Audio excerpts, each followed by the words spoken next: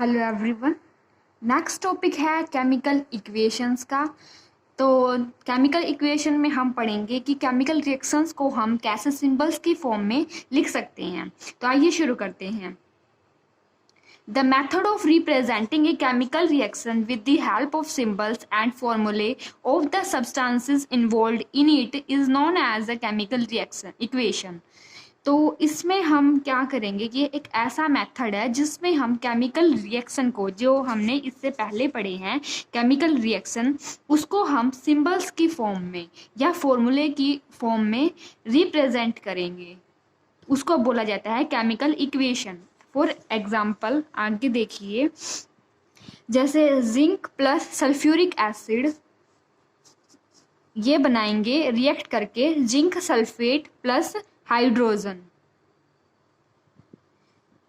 तो जिंक और जो सल्फ्यूरिक एसिड और जिंक सल्फेट और हाइड्रोजन जो लिखा हुआ है वो वर्ड्स की फॉर्म में लिखा हुआ है ऊपर, ये है वर्ड इक्वेशन।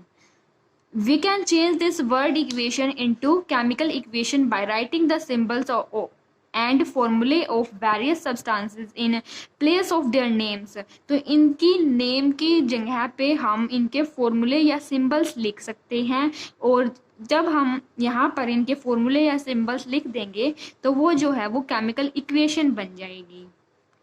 जैसे कि जिंक का सिंबल होता है, सिंबल है Zn, और सल्फ्यूरिक एसिड का फॉर्मूला है H2SO4, और जिंक सल्फेट का होता है ZnSO4, और हाइड्रोजन का H2।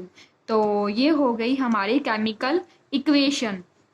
तो लेफ्ट हैंड साइड होते हैं वो होते हैं रिएक्टेंट, एरो के जो लेफ्ट हैंड साइड है वो होते हैं रिएक्टेंट्स, और जो राइट हैंड साइड होते हैं वो होते हैं प्रोडक्ट्स। तो इसमें रिएक्टेंट जो वो है जिंक एंड H2SO4, और जिंक सल्फेट और हाइड्रोजन जो है वो है product. Zinc and sulfuric acid are the reactant here. The reactants are always written on the left hand side in an equation with a plus sign between them। अगर वो दो या दो से ज़्यादा तो इनके बीच में हम प्लस का साइन लगाएंगे। नेक्स्ट है zinc sulphate and the hydrogen are the product. In this case the product are always written on the right hand side in an equation with a plus sign between them। The arrow sign pointing towards the right hand side is put between the reactant and product। तो ये जो arrow है ये हमेशा इसका जो ये Poynting है, ये एंड जो है पॉइंटिंग एंड, ये हमेशा प्रोडक्ट की तरफ होगा, क्योंकि रिएक्टेंट से प्रोडक्ट बनते हैं। तो इसका हमेशा फेस जो है, इसका एरो का फेस जो है वो हमेशा प्रोडक्ट की साइड होगा, और इसके एरो के लेफ्ट साइड होंगे रिएक्टेंट और राइट हैंड साइड होंगे प्रोडक्ट।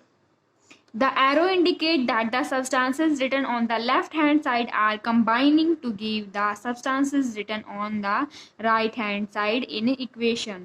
तो ये एरो जो है ये डिनोट करती है, ये शो करती है कि जो लेफ्ट हैंड साइड जो सब्सटेंस है वो रिएक्ट करके क्या फॉर्म कर रहे हैं, प्रोडक्ट बना रहे हैं वो। नेक्स्ट है balanced chemical equation. Chemical equation हम कर चुके हैं, आगे है बैलेंस्ड केमिकल इक्वेशन। क्या होता है बैलेंस्ड, ये देखते हैं। A balanced chemical equation has an equal number of atoms of different elements in the reactant and product. Balanced chemical equation वो होती है जिसमें एटम्स जो होते हैं एलिमेंट के, वो उनका जो नंबर है एटम्स का वो दोनों साइड जो है वो सेम रहे।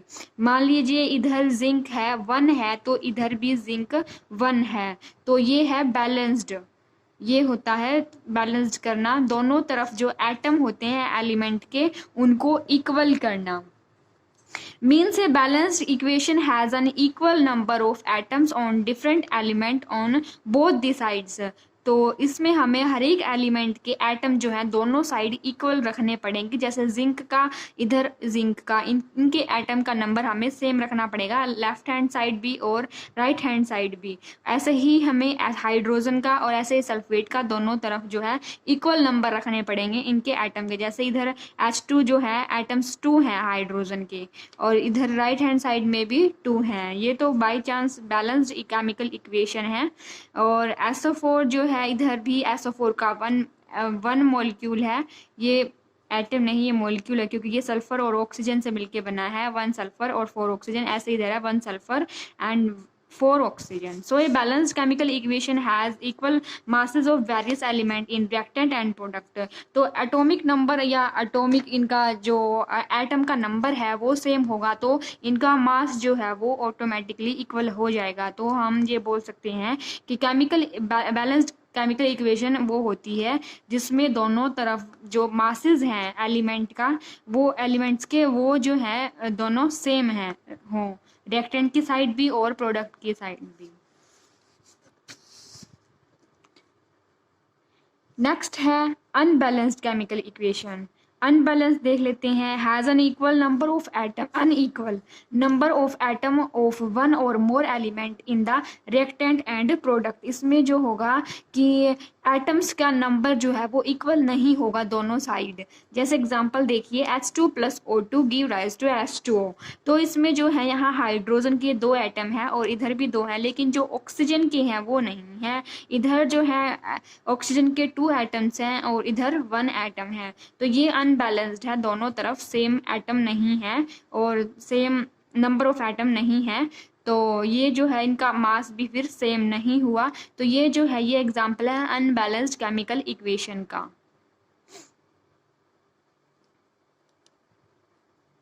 हमें दोनों तरफ जो है हर एक एलिमेंट के, जैसे ये हाइड्रोजन एक एलिमेंट है, ऑक्सीजन एक एलिमेंट है, तो इन दोनों के एलिमेंट के एटम हैं वो दोनों ही हमें इक्वल करने पड़ेंगे। ये नहीं है कि हम हाइड्रोजन के तो इक्वल कर देंगे लेकिन ऑक्सीजन के नहीं, नहीं ऐसा नहीं होगा।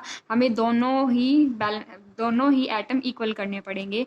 There are 2 oxygen atom on the left side but only 1 oxygen atom on the right side, so an unbalanced equation has unequal masses of various element in the reactant and product. तो इनका जो मास है वो अलग अलग हो गया, reactant की साइड अलग और प्रोडक्ट की साइड अलग, जबकि ऐसा हो नहीं सकता। इसका रीजन जो है वो है, नेक्स्ट रीजन है इसका, Why it is necessary to balance a chemical equation, कि केमिकल इक्वेशन को बैलेंस करना क्यों ज़रूरी है। According to the law of conservation of mass, law of conservation of mass के अकॉर्डिंग क्या है, matter can neither be created nor be destroyed in a chemical reaction. हम मैटर को ना तो डिस्ट्रॉय कर सकते हैं और ना ही उसको क्रिएट कर सकते हैं। तो इस वजह से हमें केमिकल इक्वेशन जो है वो बैलेंस करनी पड़ती है law of conservation of mass के अकॉर्डिंग। क्योंकि ऊपर हमने एग्जांपल देखा, इसमें हमने एक ऑक्सीजन का एटम जो है वो लूज कर दिया था, गायब कर दिया था, यानी डिस्ट्रॉय कर दिया था एक ऑक्सीजन का एटम, जबकि ऐसा हो नहीं सकता law of conservation of mass के अकॉर्डिंग।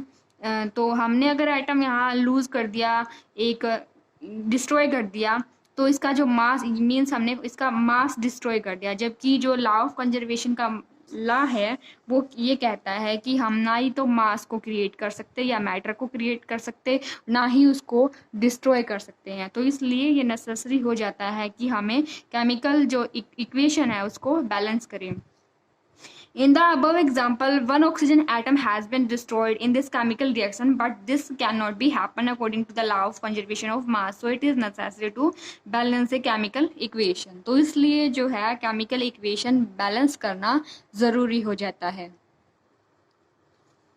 Next है total mass of all the reactant must be equal to the total mass of the product. तो इसलिए जो मास है रिएक्टेंट का और प्रोडक्ट का वो इक्वल रहना चाहिए केमिकल इक्वेशन में भी। तो इसलिए हमें केमिकल इक्वेशन बैलेंस करनी पड़ेगी।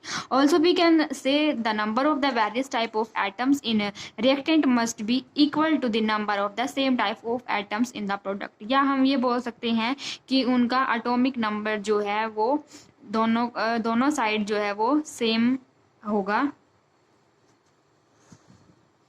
It should be noted that the chemical equation are balanced to satisfy the law of conservation of mass in chemical reaction. तो ये बात हमें याद रखनी है कि हम बैलेंस क्यों करते हैं केमिकल इक्वेशन को, क्यों, ताकि लॉ ऑफ कंजर्वेशन ऑफ मास जो है ये लॉ जो है ये सेटिस्फाई करने के लिए. We should never change the formula of an element or a compound to balance an equation. We can multiply a symbol or a formula by figures like 2, 3, 4 या कुछ भी हो सकता है नंबर. तो ये कहने का मतलब ये है, हम उसका फॉर्मूला चेंज नहीं करेंगे जब बैलेंस करते टाइम पे, हम सिर्फ उसको मल्टीप्लाई करेंगे, उस फॉर्मूले के आगे लिखेंगे. मान लीजिए हमें O2 को बैलेंस करना है, मान लीजिए हमें इसके फोर एटम बनाने हैं, तो हम यहाँ इरेज करके 4 नहीं करेंगे, इसके आगे 2 लगा देंगे, इसको मल्टीप्लाई कर देंगे 2 से. तो हमें इनके फॉर्मूले चेंज नहीं करने हैं, जस्ट मल्टीप्लाई करना है, जिससे भी मल्टीप्लाई करने की ज़रूरत है. 2, 3, 4, 5, 6 जिससे भी मल्टीप्लाई करके वो बैलेंस्ड हो रहा है.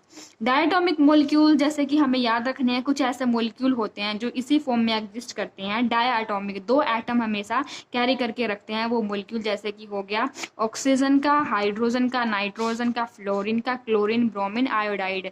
ये जो मोलिक्यूल्स है ये हमेशा डायटोमिक की फॉर्म में मिलते हैं, 2 एटम्स हमेशा एक साथ रहते हैं, तो इनको हमें चेंज नहीं करना है, ये ऐसे ही लिखने हैं हमें. All the other element are usually considered monatomic in equation writing. तो और बाकी जो भी मोस्टली जो है वो हम सारे जो हैं मोनोटॉमिक है, वो सिर्फ एक एटम की फॉर्म में ही रहते हैं.